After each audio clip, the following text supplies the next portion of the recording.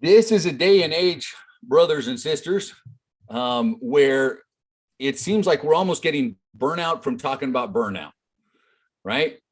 With a lack of separation between home and work, with frustration over everything that has happened worldwide and locally, politicians that are doing things in different states that you get frustrated with, no matter which side of the aisle you're on, there's someone somewhere that's going to be able to frustrate you if you let it.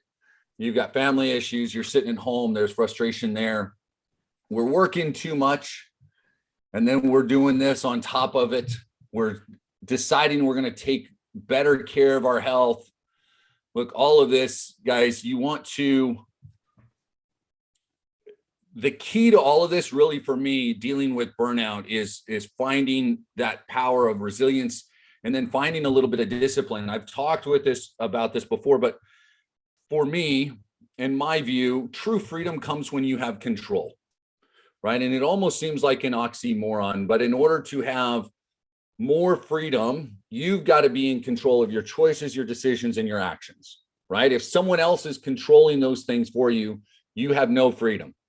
If you give up control completely and you say, I'm not going to be worried about it, freedom isn't there either, because then you're just floating along, kind of the ups and downs of waves and everything else, and you don't have any control over what's happening on your day-to-day. So today on the High Performance Call, Monday through Friday, noon Eastern time, my name's Andrew. I appreciate all of you guys here, but that's what I want to talk to you guys a little bit about, is discipline. Now, I've talked recently about an amazing book,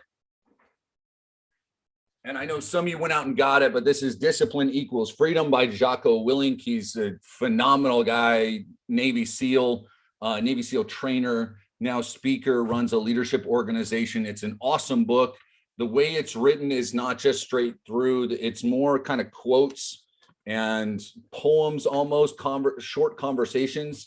So a great read that almost, like, if you want some kind of in your face, then it's a great thing for affirmations as well, right? If you want to get kind of that warrior mentality, and if you're scared of the warrior mentality, or you want to, it's maybe a little bit more sensitive, then that's okay too. But he's talking about discipline. So it is Jocko, Jocko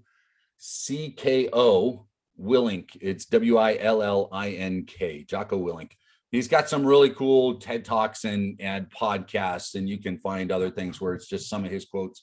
And he goes into he's serious when he's talking about, here's the name. Can someone look it up and type into the chat for me the name Jocko Willink, so that they've got that? And I know some of you guys had already ordered the book. Here's a couple of key things on discipline I want to talk about. And I'm going to quote one of Jocko's, but I'm going to give you some other people's thoughts on it. I'm going to share a little bit of mine. When it comes to just life in general, guys, one of the reasons that people are struggling so much right now, one of the reasons that we're burned out, is because that control has been given over to work, because you're home and so your work schedule is screwy, or maybe you're starting to go back to work and you're worried about how things are set up there, or you're worried about not having enough, or other people coming back and you're used to now being by yourself, and do I have to, and now I'm gonna have to deal with traffic again and all this nonsense. You get home, family is controlling your time. One of the key elements, the first thing, and so I'm going to give you 3 key elements, and then we're going to talk about a couple of things that you can do. So I'm going to give you kind of overall principles, and then some small actions that you can take on developing a little more discipline in your life. So number 1, guys, is mastering your schedule. It comes to time management. I know a lot of us struggle with this, but mastering your schedule. Now, you don't need to master every single second, every single hour of your life. This is not something where, we've talked about time blocks. You've got the Miracle Morning for Entrepreneurs. You have people that say, that time between 5 and 8 o'clock, you can be more productive during those 3 hours than what other people do in an 8-hour day. It's, schedule out 50-minute blocks, schedule out this, I don't care how you schedule it out. You need to even if it's 1 or 2 elements, that every single day you do those things because you have planned to do them and you put all the effort into it. You control that. Sometimes it's saying no to other people, other projects, whether it be work, How many of you guys have been asked to do something at work that goes outside of your purview? It's going to take additional time away from the projects that you've got. And then people get frustrated with you that that hasn't been done and your other work hasn't been done when you're saying, look, I'm trying to pick up the slack for somebody else. Guys, sometimes you need to say no, but you need to master your schedule. That's got to be yours. Okay. How much you want to master is up to you. I've spoken with a couple of you recently that for whatever reason need to almost micromanage yourself almost every minute of the day. You got to plan it out, right? Now, you're not going to be able to maintain that. Very few people can. That's a level of kind of OCD that most people can't handle. Some people need that structure. But if I over plan it, there's two different ways that I can approach it. I can approach it and get overwhelmed by it, or I can over plan it and allow myself a little bit of patience, flexibility, and adaptability to make adjustments.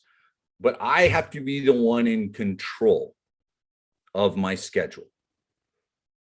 If I'm constantly, and that's one of the great things with my fiance, when she and I talk, we have things that we do together. She's got her life, I've got my life. And if I say, I need to do this at this time, it's not, there's never this moment, and I'm not speaking ill of anybody's relationship here, but if your spouse comes in and tells you when you're doing everything, if you've gotten to that point in your relationship where you have given up control of your life, that your spouse controls when and where you guys do everything. And I know some of you guys may have a spouse behind you at this point listening in going, what's he talking about?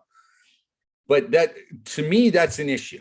There's got to be a little bit of respect there. You've got to master that schedule for yourself, and then have enough open communication to say, this is how and why and when this is going on. Okay. Is everybody cool with that? And if you're not, and I know, so we've got like Mickey and Loretta are sitting there side by side. One of them is kind of looking and saying, you better not answer anything right now. No, we work together. We work together all the time. So basically we know when to give somebody space, what they got to be doing. You don't get angry or anything. That's key, guys. All of us. I love doing stuff with my fiance. She's my person, right? She's my love. And it's fantastic. There's time I need to be alone. There's time I need for me, right? I can't work on me the way I need to if everything's invested in her time and her schedule. You guys need to be able to do that same thing. Okay. All right. Mastering schedule. Number 2, when it comes to discipline, show the hell up. When you got to be there, you got to be there. Whether that is sitting down at something like this, that you've got it written down, or it's, you're clocking in at work, or you're doing something else. If you're going to be there, then be there, damn it. Right? If it is a time that you're together with your spouse, this is date night, this is our time together, this is a communication, right? Then I've got my phone put away. I'm not worried about any kind of interruption there. I'm not worried about other stuff. I'm here and I'm focused. When I've got to do something, if I've got a task, then I'm going to get into it and I'm going to make it happen. I'm going to put in that effort and I'm going to get it done.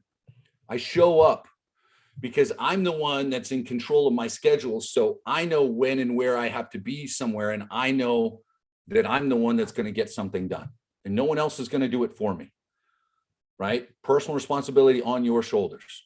That's ultimately where discipline comes into play, right? Number 3, one of the key elements of becoming more disciplined, and Michael's saying the ancients have an adage, become a master of your destiny rather than a victim of the world. Absolutely. Become a master of your domain, right? And I've used this example before, but an awesome therapist that I had way back when I was dealing with so many things, he said, you woke up one day and you were no longer the captain of your ship. You were just scrubbing the deck and someone else was at the helm. If you're living your life in that way and other people are making your choices, it's frustrating. It's hard to wake up. Every single day you just float through because someone else is making those choices for you. And whether that's a manager at work, it's a spouse, significant other, it's a family member. Some of you guys are still connected. Some of you guys are in your 40s and 50s, still connected to mom to make decisions. Right? I mean, that's just the reality. So the next thing, social connection. Now, this is something where a lot of you were looking at impact over income, right? I'm doing this because of this, right? It's not just paying off the debt. It's not just having, a new watch. It's not just going on vacation. If you're struggling with discipline, if you're struggling with keeping yourself focused, a question to ask yourself is, if I don't do this today, who else is going to pay the consequences? Who needs me to be on my A game right now? If I'm able to finally deliver my message, who else is going to benefit? Or if I sit over in my corner all by myself, if I'm quiet, who's going to be missing out? If you're struggling to figure things out, that social connection oftentimes is what's going to help you break through. Because every single one of you has somebody in your life that will benefit if you just get it done, if you have more discipline, right? That one thing. As much as I love doing this, I show up more because I know some of you guys are going to be here. Because I get a message once in a while from someone that says, this stood out to me. I got this. Those little things I know for me, that gives me a little extra push. That makes me prepare, makes me think, makes me, put together my thoughts in a way that hopefully I can deliver a message that's going to touch somebody, one of you, with one thing, one nugget each and every day that gives you some kind of elegant idea, something that's going to make your life maybe a little bit less difficult, a little easier, a little more lucrative, a little bit more fun. That one of you guys has an aha moment. I'll tell you, oftentimes I'm the one that is given that aha moment. If any of you have been in the privileged spot of being able to teach and train, you recognize what I'm saying. Oftentimes when you're training, you're the one that is blessed with the education. So there's a social reason that I do this. There should be a reason that you guys do whatever it is that you do. Okay. And that social connection is important because I need you to look at your life and realize a lot of us are, a phrase I read recently, a lot of us are human doing instead of human being, right? We're not present. We're not there. We're not going through our lives with any kind of purpose, with any kind of direction. We're just existing. So many of you guys are just floating through your relationships. Michael, I've been called worse than altruistic. I'll take it, my man. Raise a hands. How many of you guys have woken up at some middle of the day? Not woken up in the morning, but middle of the day after you've been out of bed for 2 hours, 4 hours, 8 hours, and you went, what's going on? What have I done today? Where have I been? Where's my mind been? Where have I been at? Some of us have woken up after a week or 2 weeks. What the hell happened to the month? Or the year, for crying out loud? We're in May. This is May. Some of us have been in a haze since last March. Just kind of threw up our hands and said, well, I can't go out. Work sent me home. I'm on furlough. I'm on leave, or I'm going to work for a couple hours here. We've caught up on all sorts of cool Netflix and Amazon Prime series, right? They were talking about the Oscars recently and how it was the lowest viewed Oscars in years and years and years. And I kind of stopped and went, I mean, what the hell movies came out that deserved an Oscar? What was out there, right? And we've just gone through a trance, like Michael's talking about, over the course of the last 12, 15 months. But how many of you guys have just been doing your day-to-day as opposed to living a life with a little bit bigger social connection, showing up, taking control, mastering your schedule, mastering who you are? Think about it. And if you need to, then go back through some of these calls, look at, resilience, look at your goals, look at all of these things. Okay. Yesterday was May the 5th. I probably should have had this training on the 1st, but here's what we're going to do. We're going to start, and every 30 days, you guys are going to do this. I'm going to give you 3 things that you can do consistently to increase your discipline. Normally, I would say this first one, you're going to start the 1st of the month.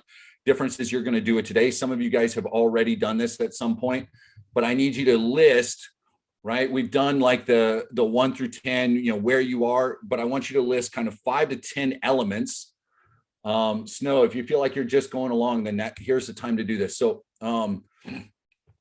let's come up with a list of 10 items. 8, I don't know. What's a good number? Let's do 10. Let's do 10 items for our life that we want to judge. The first of the month is when we're going to start doing this every first of the month. You're going to do it on your own. I will remind you here going forward. I know some of you may, slide off and do your own thing between now and the next one, but some of you are still going to be here. So first of the month, we're going to review 10 items. Okay. We're going to scale. We're going to do a whole life review. And the first of every single month, you're going to put this into your calendar, put it on your phone, give yourself a reminder, slate yourself an hour or so that you're going to do this. You're going to review yourself, scale of 1 to 10. How do I stand with number 1? Let's go ahead and write this out. And you guys can help me come up with some of them. So health, number 1, family, number 2. Let me write these down. So I've got them. Somebody write them down, help keep me on health, family, knowledge. So that'll be like study, spirituality, whether you are, fully Christian, Muslim, Hindu, or agnostic, you just believe in something that's out there, whatever.